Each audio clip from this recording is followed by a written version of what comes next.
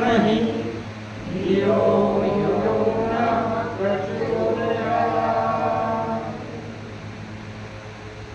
उपस्थित सज्जनों, आज समाज में बहुत दो ये हुई, एक सूरी जी का जन्म और सहगल जी के भाई साहब का तो खैर बहुत ज्यादा आज समाज में जुड़ाव नहीं था, लेकिन फिर भी परिवार में तो आज हम चर्चा करेंगे। मैंने सोचा है 3 पुस्तक पढ़ने के लिए, योग दर्शन, सत्यार्थ प्रकाश और भगवद गीता।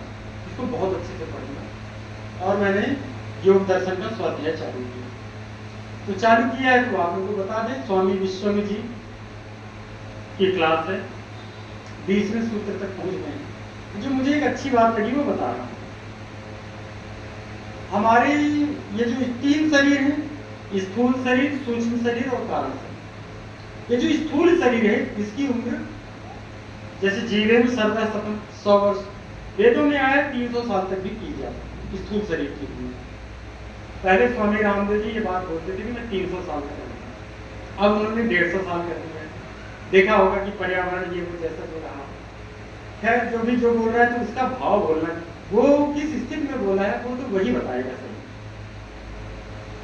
तो स्थूल शरीर की उम्र तो मतलब जो चल रही है, आपको अगले पल का भरोसा नहीं, लेकिन मैक्सिमम तक 300 तक खींचा जा सकता है जैसा वेद में मन रहा है। लेकिन सूक्ष्म शरीर की उम्र कितनी है? मन, बुद्धि, चित्त, अहंकार की बोले 4 अरब 32 करोड़। मन की उम्र कितनी है? 4 अरब 32 करोड़। हम जब रूपांतरित होंगे तो मन ऐसी काम करेगा। तो इसमें लिखा है कि मनुष्य का प्रयोजन क्या है? मुक्ति को पाना, या तो जब प्रलय काल आएगा तब मन किसी काम करेगा। सुसुप्त अवस्था में, मूढ़ अवस्था में आत्मा रहता है, और फिर जब उसको प्रलय काल खत्म होता तो फिर कर्मों के अनुसार फिर उसको शरीर मिलने लगता है और शरीर बदलता रहता है। तो यहाँ बात समझिए, या तो आप पुरुषार्थ करके अभी मन को उस योगश्चित्त वृत्ति में रोकें, उस स्थिति में ले आइए, या आप ये अगर सोच रहे हैं कि चलो जो दुख है चलने दो, एक दिन तो मर जाएंगे तो कुछ खत्म नहीं होगा। मृत्यु सिर्फ इतना है कि आप सोए और जगे। सोना मृत्यु है, जगना जन्म है। फिर से वही स्थिति चालू होगी, आपको वही दुख बना रहेगा, वही समस्या बनी रहेगी, वही कष्ट बना रहेगा। ये जो 3 दुख है ना, दैहिक, दैविक, भौतिक, ये तीनों दुख समूल नष्ट नहीं होंगे। आपको अवसर मिला, अगर मनुष्य जीवन में समस्त नष्ट कर दे रहे हैं तब तो ठीक, आप मोक्ष में रहेंगे। और ऋषि दयानंद ने लिखा हुआ कितने समय तक रहेंगे। लेकिन अगर मोक्ष में नहीं गए तो फिर आपको भटकना पड़ेगा। कर्मों के अनुसार जितनी ये जीव राशियां हैं, वैसे 84 लाख का कोई प्रमाण नहीं है, लेकिन जो लोग बोलते हैं वो सुन लीजिए, उस हिसाब से भी मान लीजिए। और एक एक योनि में कितनी उम्र रहना पड़ेगा? कुछ कुछ पेड़ों की उम्र तो बहुत पुरानी साल है, 5-5 हजार 10-10 साल पुरानी, जो जड़ता करेगी। तो मतलब हमको समाधि अवस्था पाना ही है, और ये अवसर मिला है। मनुष्य जैसा जन्म मिला, भारत जैसी भूमि मिली, ऋषियों की विद्या मिली। तो उन्होंने 2 तरीका बताया। एक है विदेह प्रकृति आयन, जो बहुत मेहनत कर रहे हैं और किसी कारण मुक्ति नहीं हुई, उनको जन्म मिला, तो पैदा होते ही उनमें ये गुण होते हैं। जैसे ऋषि दयानंद में जो भी लोग देखिए, तो उनको बचपन, जैसे स्वामी रामदेव, कैसे विवाह की इच्छा नहीं, पूर्व जन्म से कर्म चल, कैसे इतना बढ़िया उनका दिमाग चल रहा है, व्यापार को कितना सही समझ रहे लोग। इस तरह कंपटीशन में जिसको पूरे विश्व में 6 लोग चला रहे हैं, उसमें इतने टॉप पे पहुंचना, यानी पूर्व जन्म का, जैसे मोदी प्रधानमंत्री बने, चाहे ऋषि कैसे बने, पूर्व जन्म से चलते चला। तो एक तो तरीका ये है कि आपका पुरुषार्थ हुआ, फिर मनुष्य जन्म मिल गया, कुछ बचा कुचा है तो आप वहां तक पहुंच जाए। ये किसके लिए? इसमें तो अपनी अवस्था है, आप सब लोग समझ लें कि अपनी अवस्था कैसी है। तो अपन उनके लिए ऋषि ने दूसरा मार्ग बताया, और ये मार्ग इतना बढ़िया है, ये मुझे इतना समझ में आया। हम सब के लिए इस जन्म में हमको क्या करना है?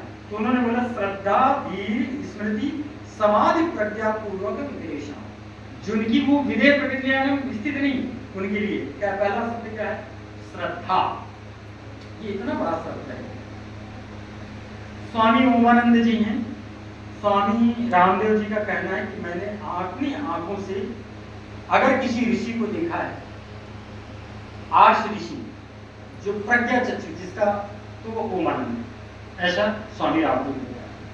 उन्होंने लिखा एक बात लिखी, श्रद्धा और विश्वास के बिना सब अनाथ है। अब इस बात को बहुत गहरे से समझिए। हम सब स्कूल में पढ़ रहे हैं, क्या हमारी श्रद्धा है?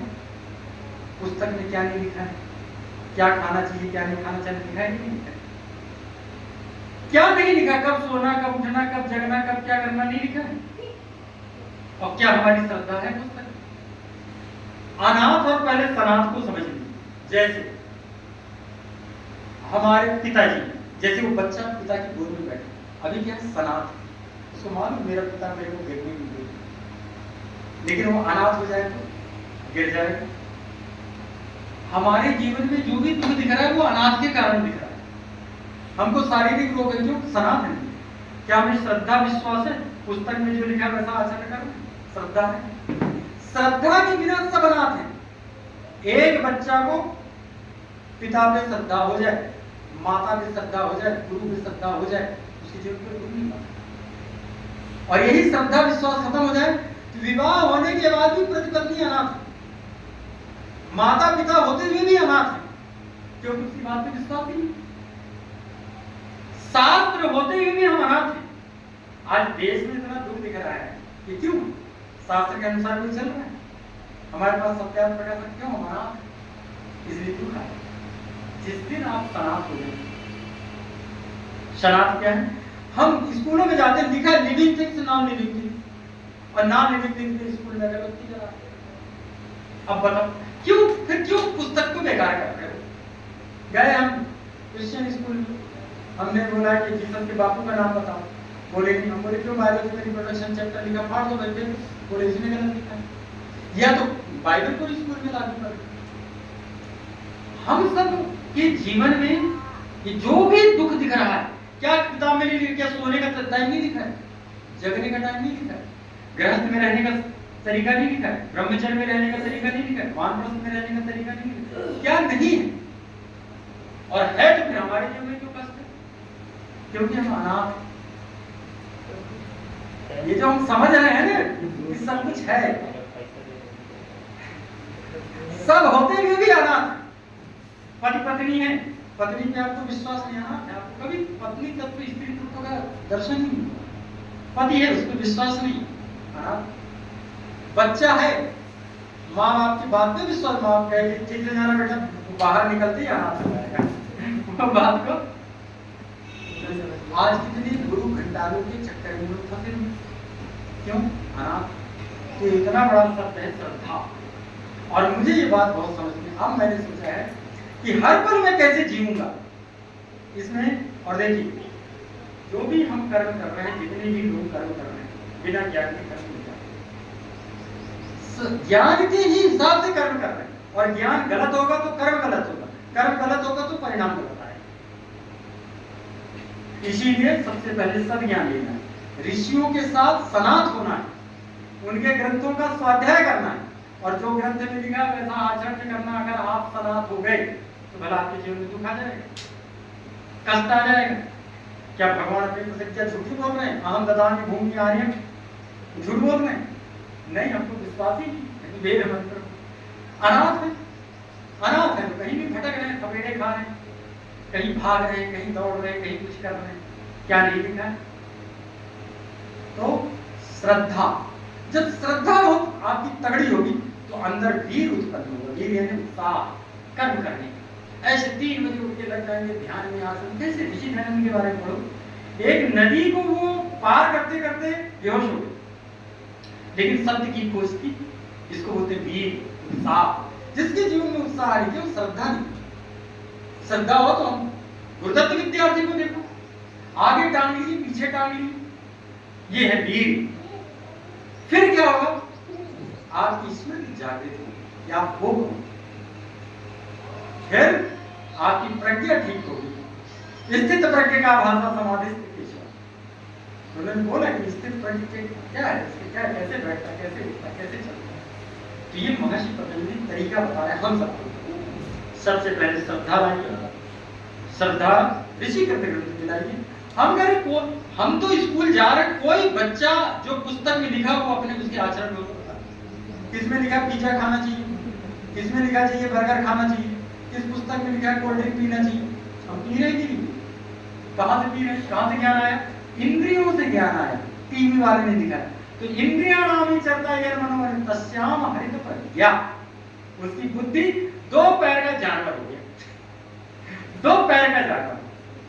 जिसके जीवन में दुख है तो महाराज आचार्य चाणक्य कहते हैं बड़ा सा पत्थर बांध के उसको गहरे समुद्र में डुबा देंगे, क्योंकि मनुष्य ही नहीं जानवर है। मनुष्य को दुख कैसे आता है? और दुख आ रहा है तो जानवर है, और फिर क्या है? मरोगे तो मुक्ति नहीं है, नहीं। और मनुष्य तन मिला कि न मिला, और फिर भटकोगे। जितना समय बचा है बहुत जल्दी शास्त्र को ऐसे कस के पकड़ो, ऐसे कस के पकड़ो, फिर आपके अंदर वीर उत्साह, और आप ऐसा करोगे जैसे गुरुदत्त विद्यार्थी जी, जैसे स्वामी श्रद्धानंद। सब देखो कैसे कैसे हमारे में श्रद्धा है। हम तो सत्यार प्रकाश से आगे निकल गए शास्त्र के आगे निकल गए। हमारे अपने पंडित, हमारा बच्चा हमको फोन करके बताता कि हम स्कूल में बात चल रही थी तो बोले कि अर्जुन ने लक्ष्य लगाया, बोले उसको क्या दिख रहे, बोले सिर्फ चिड़िया की आंख दिख रही। बोले कितना मूर्ख था अर्जुन, उसने तो बाकी नजारे देख ही नहीं पाए उसका तो समय बेकार हो गया, पत्ता नहीं देख पाया, डाल नहीं देख पाया। अरे हम मूर्ख, विषय क्या चल रहा है? विषय लक्ष्य भेदन का चल रहा है, वहां पे एकाग्रता चाहिए ना। बाकी नजारे देखता तो लक्ष्य लगता था, और यही हो रहा। बच्चे पढ़ रहे हैं ब्रह्मचर्य आश्रम में, नजारे देख रहे हैं गृहस्थाश्रम में। तो क्या हो रहा है? रिजल्ट क्या निकाल भटक रहे। 7,000 की नौकरी, पढ़ा लिखा विद्वान, पढ़ा लिखा MA PhD, इंजीनियरिंग किया हुआ गवर्नमेंट कॉलेज का 15,000 रुपए में डांटो भी, लेबर को डांटो तो अगले दिन से नहीं आए। लेबर को अगर हम कस के डांट दें तो अगले दिन नहीं आए, लेकिन इंजीनियर को मार दे तो अगले दिन आएगा, खड़ा रहेगा, क्योंकि उसके पास 15,000 से ज्यादा किलोमीटर। क्यों? श्रद्धा और विश्वास। तो इस सूत्र का मैं अपने हिसाब से थोड़ा रखना चाहा, बाकी लेकिन ये शब्द पकड़ के रखिए, श्रद्धा और विश्वास देना चाहना। और जब तक श्रद्धा नहीं रहे तब तक वीर उत्पन्न नहीं, तब तक प्रज्ञा की नहीं होगी। इसे तो एक बात जाइए, आइए आइए।